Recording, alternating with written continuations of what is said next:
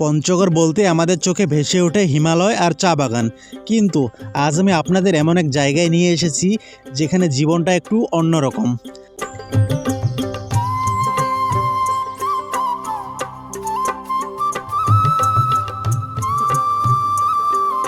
আমার পেছনে যে বাঁশের ছাকোটা দেখছেন, এটাই এই এলাকার মানুষের টিকে থাকার লড়াই আর প্রতিদিনের যাতায়াতের প্রধান ভরসা।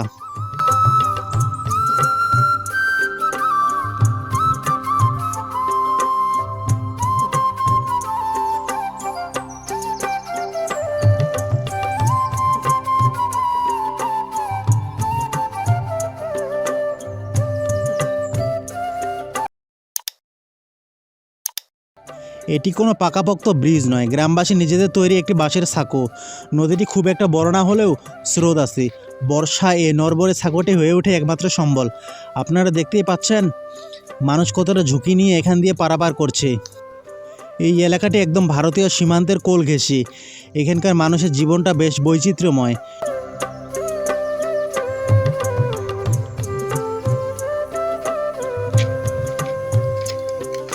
সকালে ঘুম ভাঙলেই তারা গরু নিয়ে বেরিয়ে পড়েন। নদী পার হয়ে ওপারে বিস্তীর্ণ ঘাসের জমি আর চা বাগানের ধারে গরু চড়ানোই তাদের নিত্যদিনের কাজ। একদিকে সবুজের সমারোহ আর অন্যদিকে সীমান্তের নীরবতা, সব মিলিয়ে এক অদ্ভুত শান্ত পরিবেশ। এখানে উন্নয়নের ছোঁয়া হয়তো শহরের মতো পৌঁছায়নি, কিন্তু প্রকৃতির সাথে মানুষের মিতালি দেখার মতো। চা বাগানগুলো শুধু দেখার জন্যই সুন্দর নয়, এগুলো স্থানীয় শত শত মানুষের রুটি রুজির উৎস। নদী পার হয়ে চা বাগানে কাজ করতে যাওয়া মানুষগুলো সরল জীবন আমাদের অনেক কিছু শেখায়। আধুনিক ব্রিজের অভাব থাকলেও এই বাঁশের ছাকোটি এখানকার মানুষের মধ্যে একতার প্রতীক।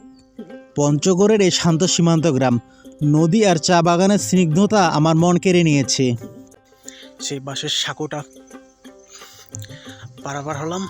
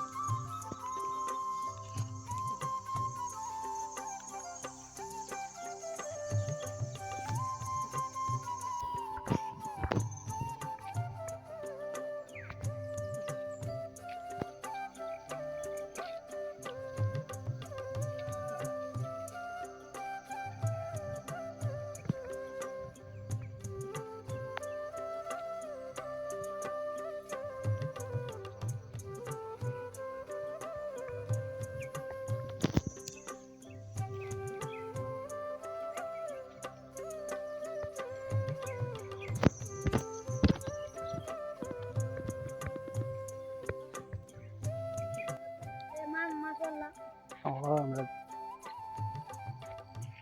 ধ্যানলে মাছ মারবে যাচ্ছে।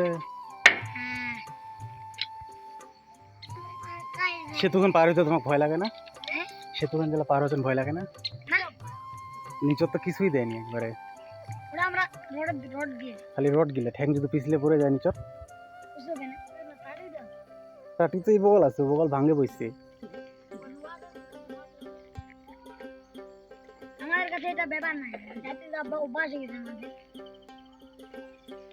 ছেড়ে যেতে পারবো, অভ্যাস হয়ে গেছে। এটা কি ইন্ডিয়ান নাকি চা বাগান গিলা? এই পাশেল্লা এই কাছের যেগুলা আছে ইন্ডিয়ার। কাছেল্লা তো বাংলাদেশের।